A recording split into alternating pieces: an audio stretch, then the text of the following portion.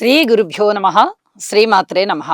మా భక్తి టీవీని ప్రోత్సహిస్తున్నటువంటి మా ప్రేక్షకులందరికీ ధన్యవాదాలు తెలియజేస్తూ 2025వ సంవత్సరం వచ్చేసింది. మరి కొంగొత్త ఆశలకి రూపుదిద్దుకుంటూ ఎన్నో రకాలైనటువంటి ఆశయాలని నెరవేర్చుకోవాలనేటటువంటి తపనతో, ఉత్సాహంతో, ఉల్లాసంతో ప్రజలందరూ కూడా 2025ని ఆహ్వానిస్తూ ఉన్నారు. మరి ఇలాంటి సందర్భంలో ఏ విధంగా ఉంటుంది 2025వ సంవత్సరం అనేది ఒకసారి మనము పరిశీలించినట్టయితే 2025వ సంవత్సరము బుధవారంతో స్టార్ట్ అవుతూ ఉంది. అంటే ప్రారంభమే బుధవారం అవుతూ ఉంది.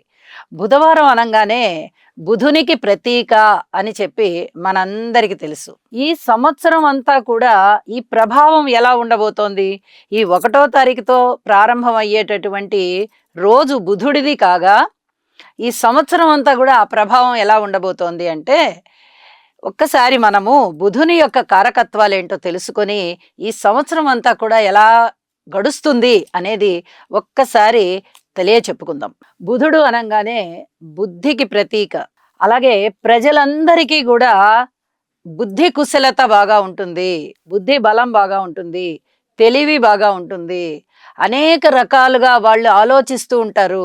మనం ఏం చేస్తే మంచిది, ఏం చేస్తే మంచిది కాదు అనే లాంటి ఆలోచనలు ఉంటాయి.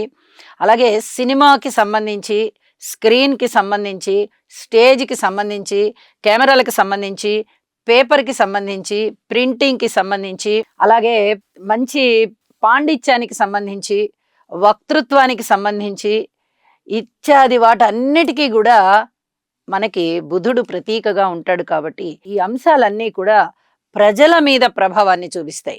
ఈ అంశాలన్నీ కూడా చాలా చాలా బాగుండడానికి అవకాశాలు ఉన్నాయి.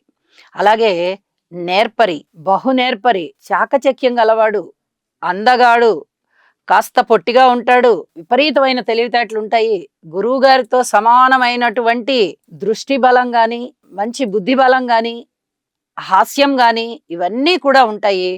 పోటీ పడతాడు పాండిత్యంతో, తన పాండిత్యం వల్ల పోటీ పడతాడు, తన పాండిత్యంతో పోటీ పడతాడు. ఇలాంటివన్నీ కూడా బుధిని కారకత్వాలని మనం చెప్పుకుంటూ ఉంటాము. అలాగే పెసలకి మంచి డిమాండ్ ఉంటుంది, వ్యవసాయం చాలా బాగుంటుంది. అనేక విధాలుగా ఈయన అంటే చాప కింద నీరు ఎలాగైతే అది ప్రవహించుకుంటూ వెళ్ళిపోతూ ఉంటుందో అలాగే ఈయన అంతర్లీనంగా అభివృద్ధి చెందుతూ ఉంటాడు. వ్యవసాయం బాగుంటుంది, తర్వాత ఎగుమతి దిగుమతి వ్యాపారాలు బాగుంటాయి, మామూలుగా ఈ లోకల్ గా కూడా చేసుకునేటటువంటి వ్యాపారాలు బాగుంటాయి, ఉత్పత్తులు చాలా చాలా బాగుంటాయి. ఇవన్నీ కూడా ఈ చాప కింద నీరు ఎలాగైతే ప్రశాంతంగా అది పాకుతూ వెళ్ళిపోతుందో నీరు, ఈయన కూడా అలాగే ప్రశాంతంగా వెళ్ళిపోతారు.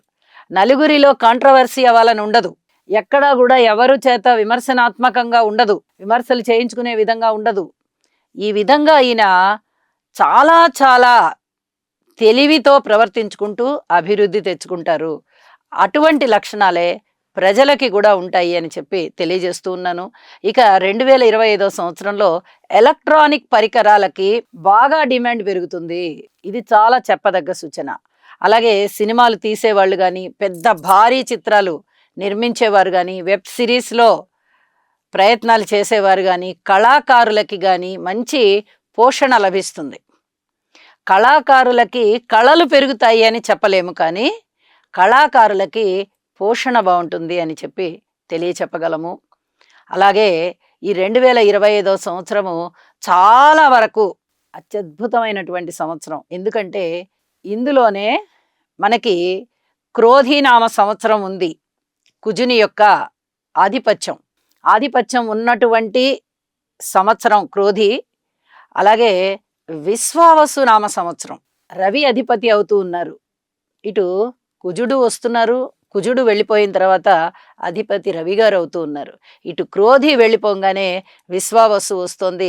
ఈ విశ్వావసు నామ సంవత్సరం కూడా చాలా అత్యద్భుతమైనటువంటి సంవత్సరము. ప్రజలందరూ నమ్మకంతోనూ, స్నేహంతోనూ, చక్కటి ఆదరణతోనూ, ఐకమత్యంతోనూ ఉండేటటువంటి సంవత్సరంగా, అలాగే రవి అధిపతిగా ఉంటూ ఉన్నటువంటి సంవత్సరంగా ఈ 2 ఆధిపత్యాలు, ఈ 2 సంవత్సరాల తెలుగు నామాలు కూడా మనకి ఈ 2025లో వస్తూ ఉన్న కారణం చేత 2025 అత్యద్భుతంగా ఉంటుంది అని చెప్పి తెలియజేస్తూ, ప్రజలందరికీ కూడా ఆంగ్ల నూతన సంవత్సర శుభాకాంక్షలు తెలియజేస్తూ, మీ రావినూతల భక్తి మీకు వినమ్రంగా తెలుపుకుంటున్నటువంటి శుభాకాంక్షలు. నమస్కారం.